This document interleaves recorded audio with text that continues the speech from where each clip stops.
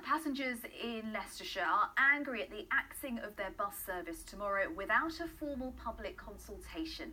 Arriva, the operator, says it told the county council but didn't have to consult customers, as it says the route had low passenger numbers and wasn't subsidised. Well, the council has set up a replacement bus service at a cost of £18,000 a year.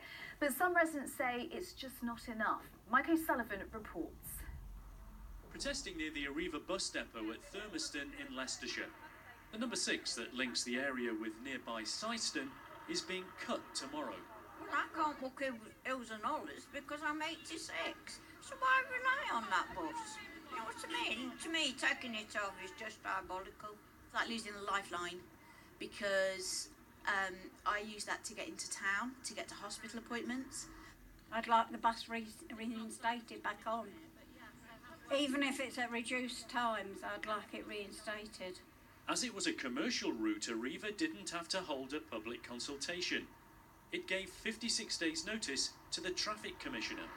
On the Hobbyhorse estate at Syston, I was told the replacement service, to be operated by Centrebus and subsidised by local taxpayers, would run every 2 hours instead of every half an hour. Aaron says the new times will mean his wife will have a long walk to catch a bus elsewhere. Instead of leaving at 8:15 in the morning to get to work, she's going to have to leave about 7:15 in the morning to get to work. And walk a mile to a bus stop to enable her to do that. Well, yeah. Arriva says the number 6 is loss-making. According to the company, on average on the Hobbyhorse estate, there's less than 1 passenger per journey and less than 5 at the busiest times. Setting up a subsidised but less frequent replacement will now cost the county council more than £18,200 a year. Back at the protest, they say 2,000 people have signed a petition to get the bus back. People are angry about it. They're frustrated. Responses from Arriva and the county council have been generic, copy-pasted email replies, and it's just not been a good enough response to warrant people being happy.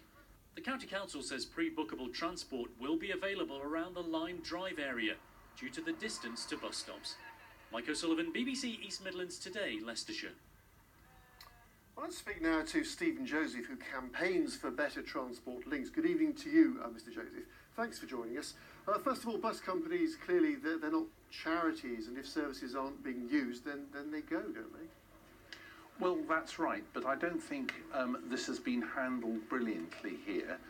There clearly hasn't been the consultation with the locals that people wanted, and I think there's a need to look at this in a broader context.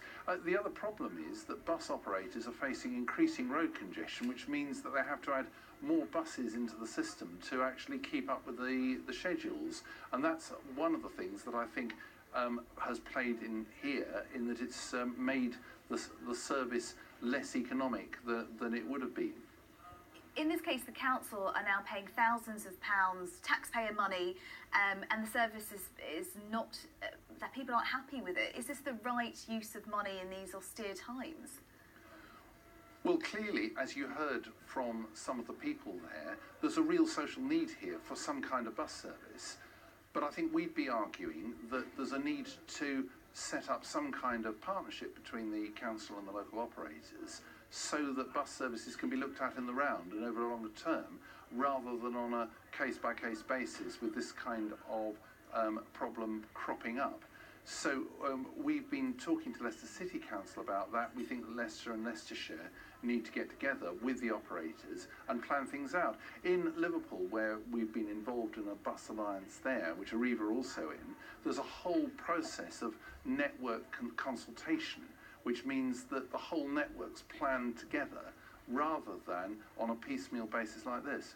Well, that's very interesting. Thank you very much indeed, Stephen Joseph. You're watching East Midlands Today. Still to come.